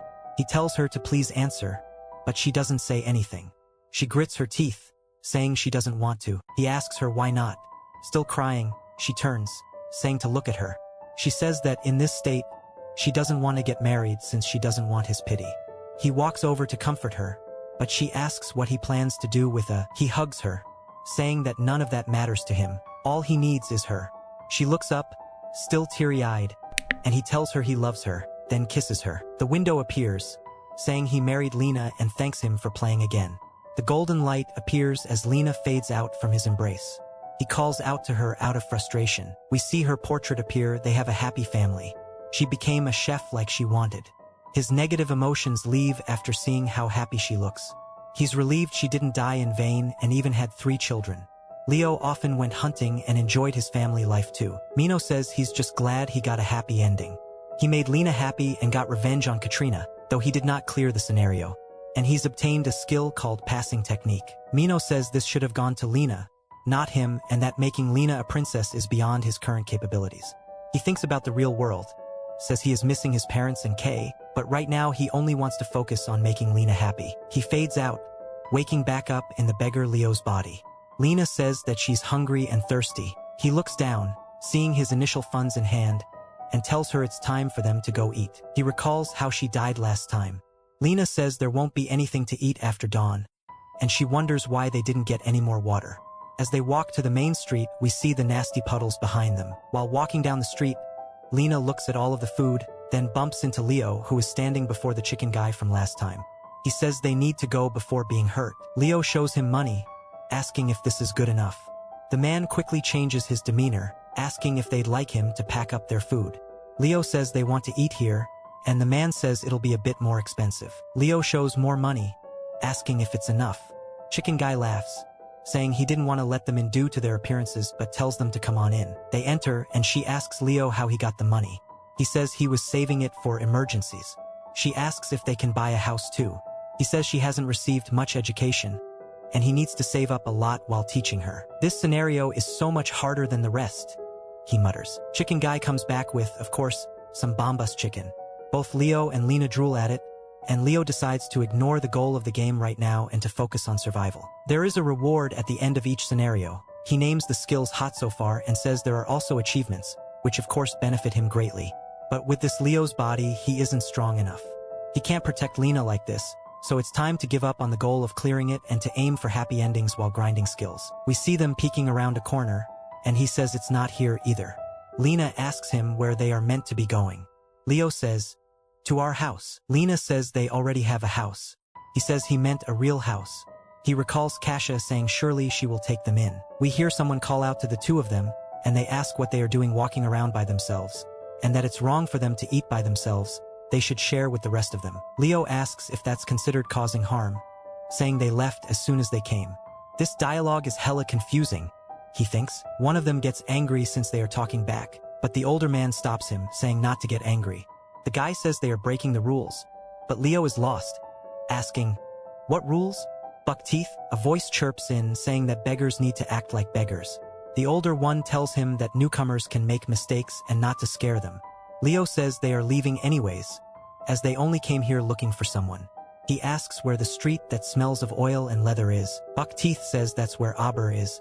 One of them tells him where to go, saying to head south, and when you reach the gate, go to the alley on the right. Leo thanks him and says they'll be going. They say he better not be lying about leaving. Leo's inner monologue asks what the point of fighting beggars is, wondering if he's meant to get an achievement like 10 soldiers won. As they keep walking down the street, he finds the shoemaker store and spots Kasia inside, but he wonders what she's doing.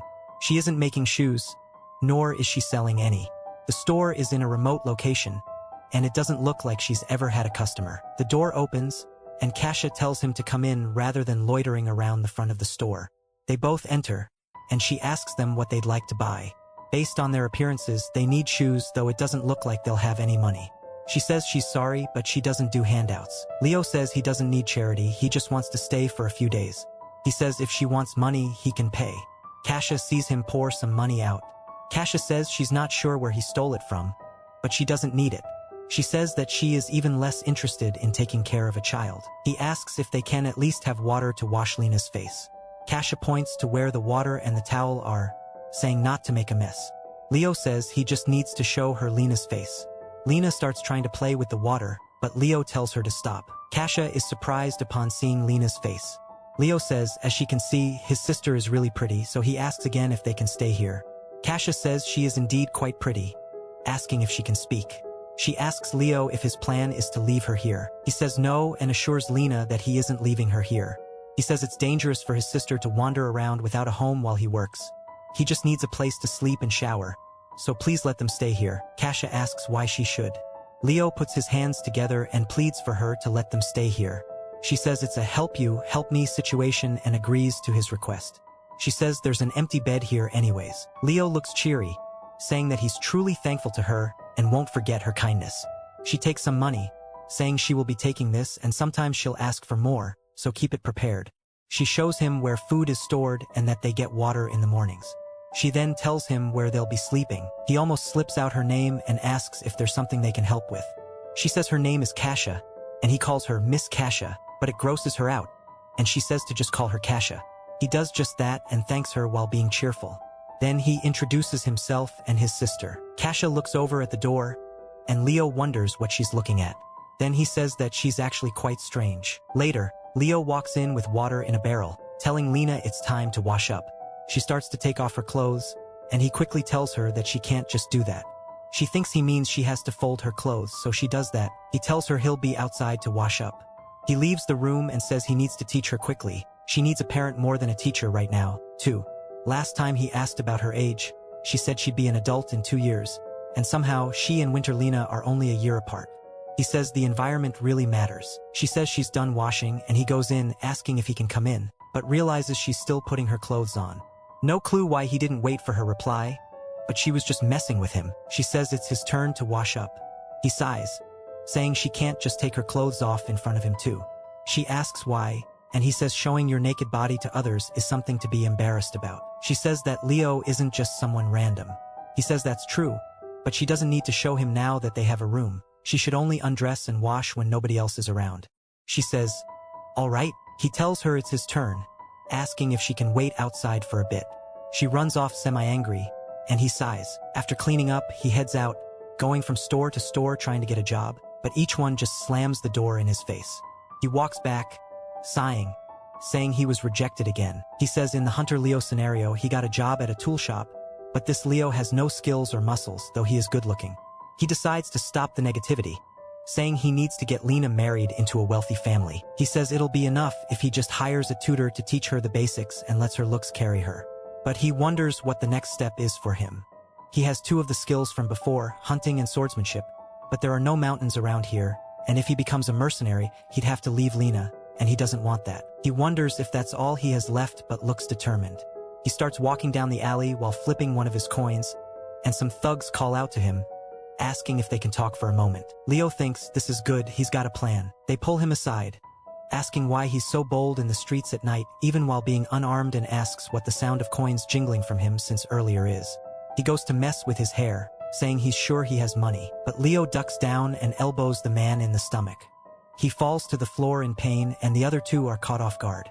Leo takes the chance to jump up, kicking one of them in the face. The remaining one draws his blade out, calling him a filthy beggar, then thrusts at him. Leo says even if his body is weak, he trained himself to death in the winter scenario. He tells the thug he doesn't need a weapon for a thug like him. His body alone is more than enough. He hits the man with an upper palm strike, causing the man to stumble for a second, then falls over. Leo picks up the knife he dropped and looks at it. The original thug says that he won't let this slide. Leo smirks, saying that he guesses it's best to finish this now. Then, we hear the man screaming. Leo unlocks an achievement called Alley Cleaner, making him stronger in dark alleys. From that beating, he earned himself 2 daggers and a dozen copper coins, saying it's a decent profit for a quick job. But he is covered in blood, can only go so far too, and that he needs to join the family that runs the back streets. He enters a building while a man is sweeping. The man is wearing an eye patch and tells Leo that it's closed up. Leo quickly puts a blade to his throat, and the man asks who sent him. Leo says he doesn't seem like an ordinary clerk. The man says they should calm down while inching backward to a rope. Leo realizes something, saying that his hunch was right. It wasn't a coincidence that Leo got dragged to the stable last time. To smuggle illegal goods, the family owns the carriage rental business, so it's safe to say most of the ones here are run by the family as well. A bigger man walks in, asking what's going on, and sees Leo holding a knife to Eye Patch, who says he doesn't know what's happening. The man asks if this is the new beggar strat and tells Leo to put the knife away or else he'll be hurt. Leo throws a knife to the floor with some other stuff, saying, "In the west alley of the marketplace, there are 3 thugs, which should be enough for an initiation, right?" But he keeps the other knife on Eye Patch while slowly walking out of the building, saying he'll be back tomorrow to check the thugs properly. He heads back to Cash's and wonders if the blood is that noticeable. He starts to take his clothes off. Lena runs in, asking why he is so late. Leo laughs, saying he was looking for a job. She asks why he's taking his clothes off. He says it was hot walking back. She says he must have had a rough day, and he replies, "Not at all. It wasn't that bad." He asks her what she did today. She says that she just stayed in the room all day. He tells her he'll quickly wash up, asking if she can wait to sleep. He sees that she seems sad and says he'll get her something tomorrow. It jumps to the next morning, and Leo says he needs to go find a tutor for Lena. But while he's walking downtown, he wonders where he can find one. He calls out to a woman, asking if she knows any tutors around here. She tells him that she's unsure, but a man overhears him, asking if he needs a tutor. The man says that if he pays a small fee, he can mediate, asking what the requirements are. Leo thinks about it, saying he needs someone with integrity who won't be swayed by beauty, probably an older fellow. The skill level doesn't need to be that high. Then he adds on, it has to be a woman. This is how Leo found a tutor for Lena. He heads back home, asking the tutor how it was and if Lena was learning. The tutor says she is quite pretty and understands why he found someone like her.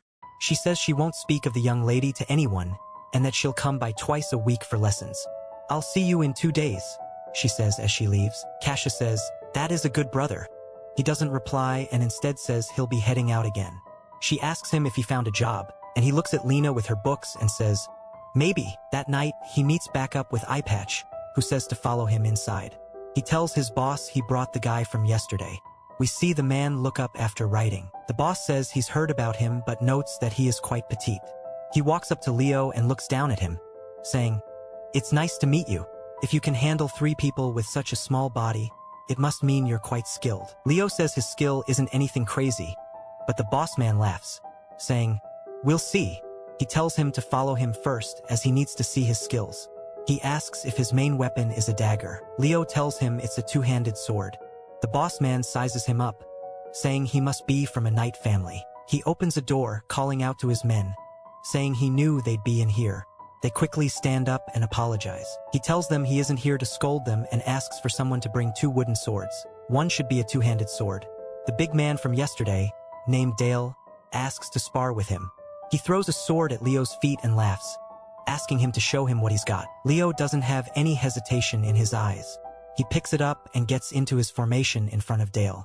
Leo thinks, if I lose here, I won't be able to leave in one piece. This is real. The boss man tells him it is okay to be a little rough and to go all out. Leo says, a two-hander is strong in offense but lacks in defense compared to a shield. So he rushes in, thinking this is my only chance. He swings at Dale, who goes to parry it, but Leo changes trajectory and swings down with all of his force. This catches him off guard, so Dale swings back up with his shield. Leo sees an opening and goes for it.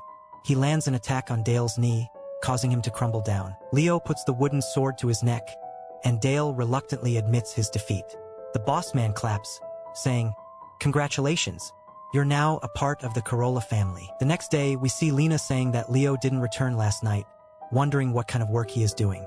She saw the blood-stained cloth, and the knife he had was bloody as well, which leaves her with feelings of worry and concern. Kasia tells her that he must be a thug. Lena asks her what that means. She says they are people who fight with swords, but she adds, "He didn't seem dangerous." Lena asks if it's hard, and Kasia replies, "Is there any job that isn't hard?" Her tutor also enters and she runs over to her. The tutor asks if she did her homework, and she says yes.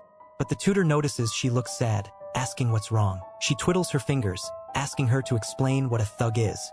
The tutor says, they are people who steal or go around hurting others.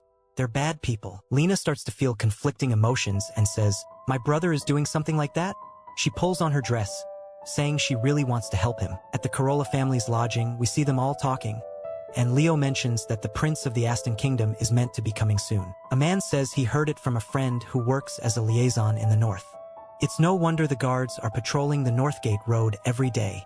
It's none other than Arnold de Claus. During the last scenario, he will be favorable to him.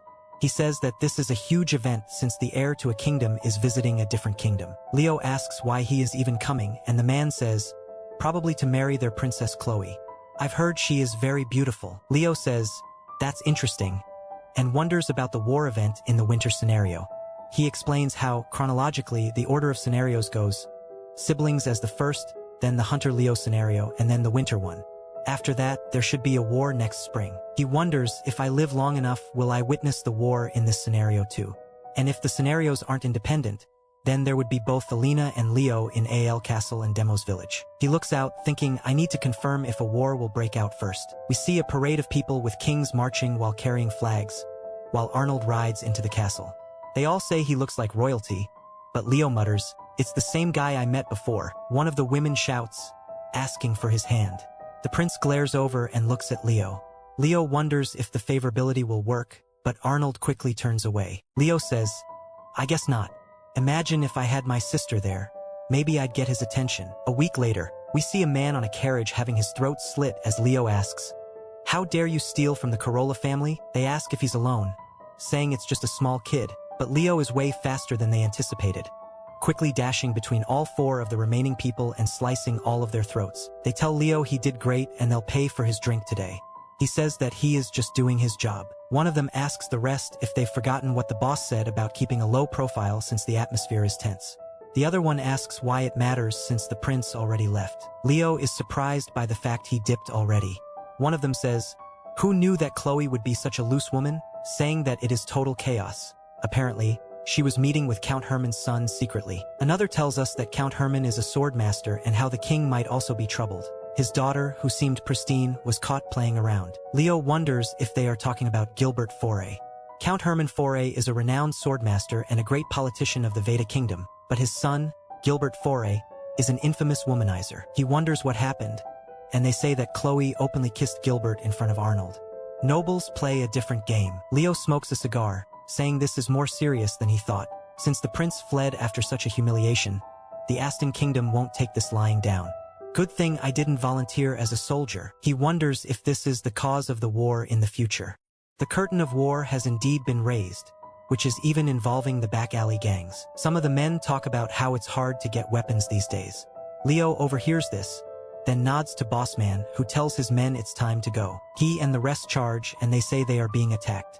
The Beerza family, who supplied illegal weapons, were enjoying their sudden boom in business. However, the Corolla family held grudges due to the slave trade and had no weapon supply, so they had an all-out war with the Beerza family. After a bit, they find all of the weapons they had stashed away. Boss Man tells them to take it all. A man rushes at him while he is distracted. Boss Man is surprised, but Leo isn't. He comes in and saves him. Leo grabs the man's axe out of the air and cuts his throat with it, killing the man on the spot. Just like the 10-soldier achievement, he actually got one for killing 10 thugs. Boss Man thanks him and says, "Truthfully, I was suspicious of Leo, but my suspicions have been cleared now. As of now, he is a part of the Corolla family, regardless of what others say. Now, he has slight favor with the family for his next life." As Leo is walking away, a man calls out to him, asking him to come here. Leo wonders if he's from a different family. He says this is strange and asks the man what he needs. Someone says he's heard that he is Kash's boyfriend, but he doesn't care about that. Leo is confused, and the guy points behind, saying, "Don't bring thugs like this with you home." Leo wonders which family the guy belongs to. He asks if he talked to Kasha. The man says, "Of course.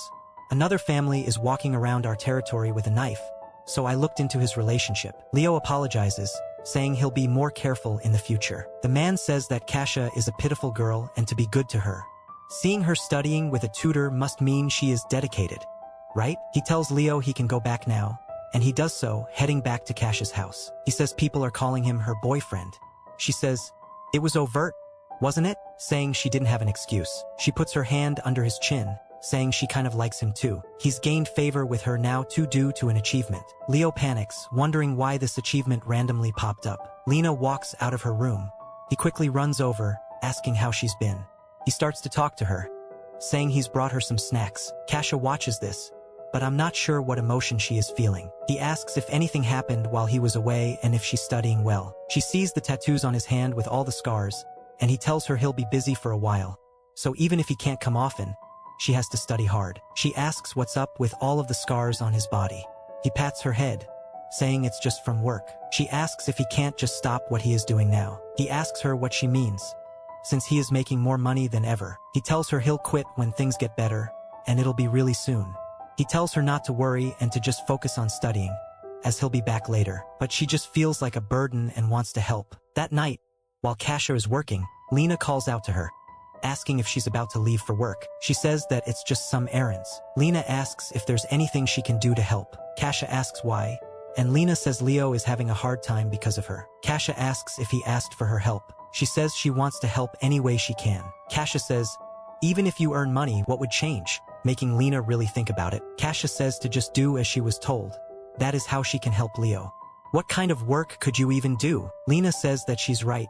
If it's a small sum, nothing would change. Kasha asks if she's done talking and goes to leave, but Lena shouts her name and struggles saying it, but tells her she wants to buy a house. Kasha thinks about what to say, but Lena continues by saying that it's her dream to live in a nice house with Leo.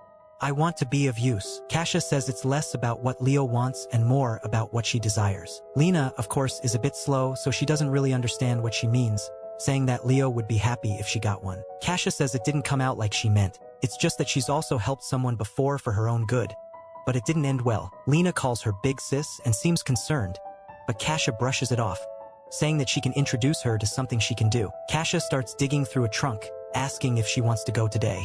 She pulls out a robe, asking her to wear it. Lena looks nervous, and we see them going into the red light district.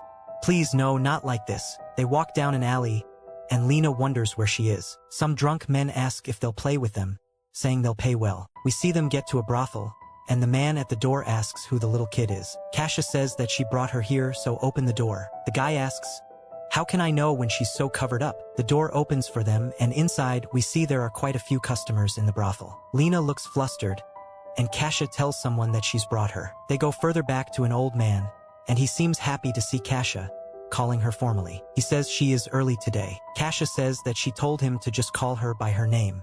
He pulls out the chair, saying it's become a habit. He asks her who Lena is, and she pulls the hood off to reveal her, saying she's brought her. The man is shocked by how pretty she is, and Kasha asks if she can work here. The guy thinks about it, saying he's not sure where she picked this kid up from, but she can't, as she is too precious to be in a place like this, and she should, inarguably, go see the owner instead. Kasha asks if he can't decide anything on his own, and if it's the manager's job to always ask for permission. Kasha quickly says, whatever, there are many other places to go. He laughs, asking her to wait, saying he just wanted to give better conditions. He asks her what she expected him to do. He says that he wants her shoemaker store to turn into a place for their clients to go, but only specifically for Lena, and he can give over 10 years worth of her pay all up front. Kasha is surprised, asking if he can really do that. He starts to turn into a freak, saying, with her beauty, word will spread very quickly. He asks if she can start working tomorrow. Lena looks worried, and Kasha says she won't sign a contract. She just wants to earn a bit of money to get by and then quit. She shouldn't be tied down for years, unlike myself. The manager laughs, saying it's not a difficult task, asking if she can do it. Lena looks down and thinks about how hard it must be for Leo, recalling all of the scars, and says that she has to do it for him. She says she'll do as Kasha says. The manager says, good, and introduces himself as Britton Zur. Britton says it's an honor to work with her and kisses her hand. She introduces herself to him too. After they leave, Britton is deep in thought, saying it seems like Kasha doesn't want her to end up like her, even though she could earn more with a contract.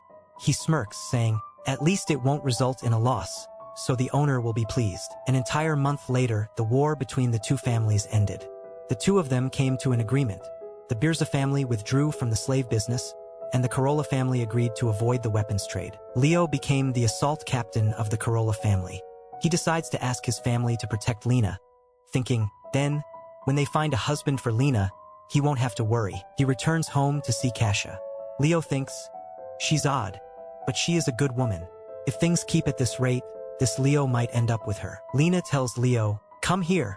He enters the room, and she seems excited to show him something, then reveals a chest full of gold coins. He asks what it is, and she says, I earned it so we can buy a nice house.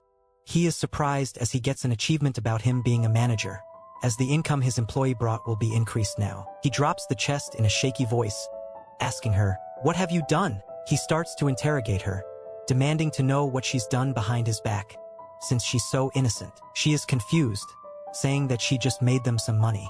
Leo screams Kasha's name and runs in, throwing the chest at the table, asking her, what's with this cursed money? Lena tries to calm him down, but he snaps, what the hell have you made Lena do? Kasha asks what the big deal is, saying she showed her how to make money. Kasha was probably like Lena, introduced at a young age. Lena is still confused, wondering why Leo is angry, saying he's always been cool-headed. Kasha asks, what's the deal with him earning money? He shakes, asking why she even needs to ask. He grabs her by the collar and lifts her into the air. Lena pleads with him to stop, as she's done nothing wrong. Kasha grunts and calls him a brat, wondering what's wrong. Leo says that he asked her to keep Lena a secret, yet she's making her work. Now my plans are ruined. Lena looks at the money on the floor and starts to cry, saying, it's money I earned. She yells, saying that Kasha didn't force her to do it. She did it herself. He drops Kasha and starts to tear up, asking her, why? She asks him why he's angry and why he is crying. She starts to cry out of frustration, asking, why can't I go out? What do you know? He starts to realize how she must have felt, cooped up in the house all day. She asks him why he's saying these things to her. She cries into her hands, saying, I didn't do anything wrong. Then she gets it into her head that Leo is going to leave her and run off, saying, I hate you. He quickly chases after her but is blocked by Aber, who asks, what's going on? Why are you yelling so loudly right now? Leo pulls his knife out, saying, get the hell out of my way. He slices at Aber, snarling, back off if you don't want to get hurt. Aber says he's lost his damn mind. His family starts to run over, asking what's going on, and tells Leo to drop the knife before he kills someone. If it weren't for Kasha, I wouldn't have warned you at all. Leo says he clearly told him to back off. He charges forward at the group, and one of them blocks his attack with their axe, while another follows it up with a kick to the face. Blinded by rage, he loses the ability to calmly fight. They pin him down and he growls, if I had dual swords, I'd have killed you all. He looks up at them with spite, and Aber tells his boys, take him and follow along. He heads back to Kasha's, and Aber asks her, what's going on here? She says that he's upset she introduced his sister to work. Aber asks, "The younger girl from earlier is his sister?" And she says yes. The circumstances seem dire, but she tells Aber to step out and let her handle it. Aber throws him a warning. "If you do something in our territory again, we'll wipe out your Corolla family, or whoever else you're affiliated with." Kasha asks why he's angry. He snaps, "Why is that even a question? Am I not allowed to be angry?" He demands to know where Lena went. She tells him she probably went back to work. He asks why she introduced her, and Kasha says that she wanted to help him. He throws something at her, calling her a liar, saying she should have told him first. She asks why it's a big deal that she was given work. "I've been doing this since I was a kid to help my sick father. If I didn't do something, he'd have died in agony." She says she did her best, but since she couldn't beat the illness, he ended up taking his own life. Leo coldly replies, "I don't care about your sob story. I'm too blinded by anger. Her situation is none of my concern. Lena is all I care about." He asks why she did that to her. Kasha laughs, saying he lied to Lena about his job. "You probably thought you'd get stabbed by a knife." He grits his teeth and says, "Lena went somewhere." She tells him it's too late. She's probably signing a contract right now. He asks what kind, and she says it's a contract for several years of exclusive work. Leo is now unable to control his rage. He starts choking her, and she struggles to breathe. A window appears. Lena's final occupation has been decided. Kasha fades out of his hands. His hands start to shake, and he lets out a primal scream full of rage and regret. Another window appears. "Thank you for playing again." We see a portrait of Lena as a brothel worker, and Leo is devastated. Her final occupation was a tavern madam, and his was a tavern keeper and gangster, neither of them marrying. Lena met many nobles during her time working at a high-class tavern, but instead of becoming a mistress, she manipulated them. After taking control of Count Fore's land, she was executed by his knights. Leo quit his job after rising to captain of the assault squad and devoted himself to helping Lena, but was killed by the same knights that came for her. He managed to drive her away. Minel says that he has no time for self-hatred. He just decides to learn more about it. Uriel is the surname of the Conrad family, and judging by the L in their names, it seems they are direct descendants with the right to inherit the throne. He wonders if they were driven out due to succession issues. He says that someone must have helped them escape but let them become beggars. Count Herman took Lena in, and he must have been the one to stop the invasion by the Aston Kingdom, which means the possibility of death in the winter scenario. He gets pissed, saying Kasha ruined it all, both Lena's peaceful life and his plan to keep gathering information about Arnold. He again is met with the window saying he has failed, but due to him not doing anything to get achievements, he earned a skill from Lena called Love. "Making this makes me sad." He restarts yet again. We see him back as Hunter Leo. He is clearly angry. Lena starts to tell him about something, and he decides that he needs to stop worrying about the other Lena and focus on this one.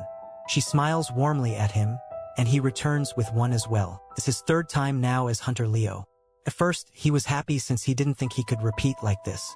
The second round ended with her being kidnapped, and he wonders what to do this time. He wonders how to make her the princess. She says that she heard Saint Uzra was a normal farmer, but he went to the capital. He gets an idea, wondering if he should send her off to the capital church, saying there's a priest event there. Then Lena will become a priest, fulfilling her dream, but he won't be able to escape. Will he have to repeat it all over again? He thinks that traveling alone to get intel might be a good idea. Lena calls out to him and asks what he's thinking so deeply about. He says that he's thinking about dinner, but she can tell that he's not telling the truth. Later, we see her knocking on the door. He tells her to wait a minute, he just finished eating. She realizes it's her first time skipping church, asking if that's okay. But she says that the way Leo's eyes look have changed.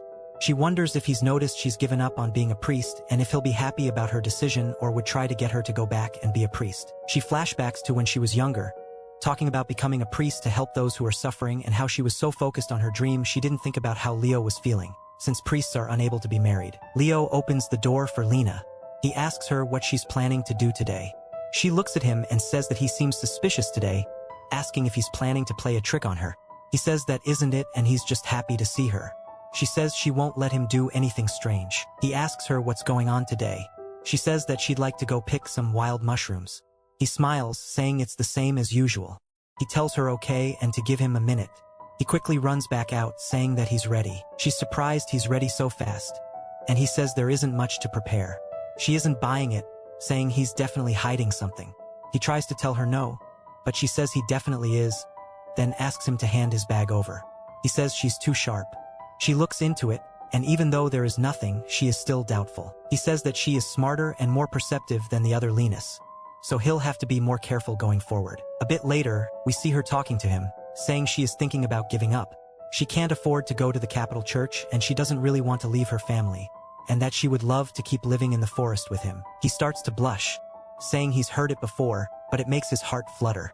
He blames it solely on Leo, even though he's been living in his body for a while. She looks at him with her eyes sparkling, asking if he'd prefer she become a priest or not. He quickly stutters, saying that saying would be nice, but he hopes she doesn't give up. She sees he is flustered and gets closer, asking him why. She touches his hand, and he asks why she keeps asking. As she sits closer to him, he says that he knows he has to part ways with her, but you can see from his expression that he is in love. As they are walking back home that night, Father Leslie runs up. He says it's been settled, and the gods are watching over her. As the priests say they'll take her to the cathedral.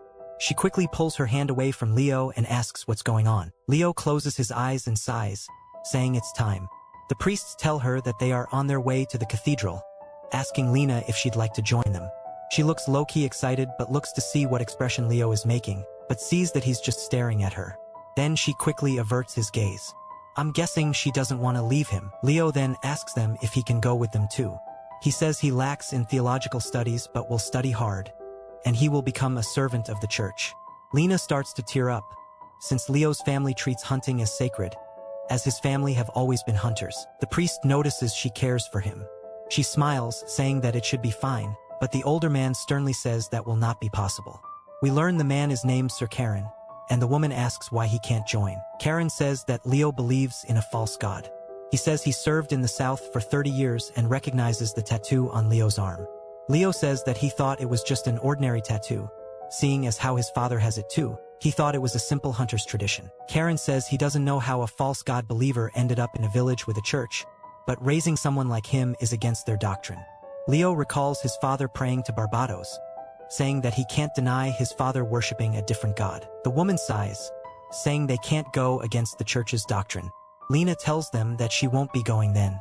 They ask if she's really planning to throw the opportunity away, but she's adamant about not going without Leo. The woman tells her they'll be leaving in the morning and she wishes they could wait for her to make her mind up, but they just can't afford it.